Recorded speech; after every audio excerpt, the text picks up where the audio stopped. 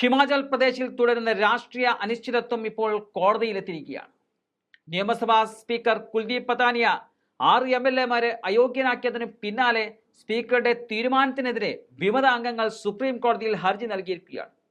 ഫെബ്രുവരി 27-ന് ഹിമാചൽ പ്രദേശിലെ ഏക രാജ്യസഭാ സീറ്റിൽ നടന്ന തെരഞ്ഞെടുപ്പിൽ ഭരണകക്ഷിയായ കോൺഗ്രസിന്റെ 6 MLA-മാർ ക്രോസ് വോട്ട് ചെയ്തിരുന്നു.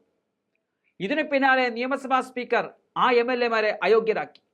ധനബില്ലിൽ സർക്കാരിന് അനുകൂലമായി വോട്ട് ചെയ്യാൻ MLA-മാർ പാർട്ടി വിപ്പ് ലംഘിച്ചുവെന്നതാണ് സ്പീക്കർ പറഞ്ഞത്. അതായത് കോൺഗ്രസ് നൽകിയ ടിക്കറ്റിൽ മത്സരിച്ചിട്ട് കോൺഗ്രസിന് എതിരായി വോട്ട് ചെയ്തു. അതുകൊണ്ട് തന്നെ പാർട്ടിയുടെ തെരഞ്ഞെടുപ്പ് ചിഹ്നത്തിൽ മത്സരിക്കുന്ന 6 MLA-മാർക്കും കൂറുമാറ്റ നിരോധന നിയമത്തിലെ വ്യവസ്ഥകൾ നടപ്പാക്കാനുള്ള സാഹചര്യം സംജാതമായിട്ടുണ്ടെന്നും അദ്ദേഹം പറയുന്നുണ്ട്. കൂറുമാറ്റ നിരോധന നിയമപ്രകാരം 6 MLA-മാരെ അയോഗ്യരാക്കണമെന്നാവശ്യപ്പെട്ട് പാർലമെന്ററി കാര്യമന്ത്രി ഹർഷവർദ്ധൻ ചൗഹാന്റെ അഭ്യർത്ഥന മാനിച്ച സ്പീക്കർ ഉടൻ ഈ ഉത്തരവ് നടപ്പിലാക്കുകയായിരുന്നു. BJP സ്വപ്നത്തിൽ പോലും വിചാരിച്ചില്ല ഈ നീക്കം. അതോടെ രാഷ്ട്രീയ പ്രതിസന്ധി നിറഞ്ഞു നിന്ന ഹിമാചലിൽ അതൊരു പരിധിവരെ തടഞ്ഞു നിർത്തുന്നതിൽ കോൺഗ്രസ് ഇപ്പോൾ വിജയിച്ചിരിക്കുകയാണ്. ഇപ്പോൾ സുപ്രീം കോടതിയിൽ കാര്യങ്ങൾ എത്തി നിൽക്കുന്നുണ്ടെങ്കിലും ഇപ്പോഴത്തെ സാഹചര്യത്തിൽ കോൺഗ്രസിന് കൂടുതൽ സമയം ലഭിക്കുന്നു എന്നതാണ് പ്രധാനം.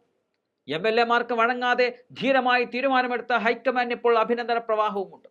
ഒരു വലിയ തെരഞ്ഞെടുപ്പ്, ആ ഒരു വലിയ തെരഞ്ഞെടുപ്പ് മുന്നിൽ നിൽക്കുമ്പോഴാണ് ഇത്തരത്തിൽ ഒരു തീരുമാനത്തിലേക്ക് കോൺഗ്രസ് കടക്കുന്നത്. ഇതിനു പുറകിൽ DK ശിവകുമാർ എന്ന കർക്കശക്കാരന്റെ റിപ്പോർട്ടുമുണ്ട്. എന്തായാലും സുപ്രീം കോടതിയുടെ തീരുമാനത്തിനായി കാത്തിരിക്കുകയാണ് BJP.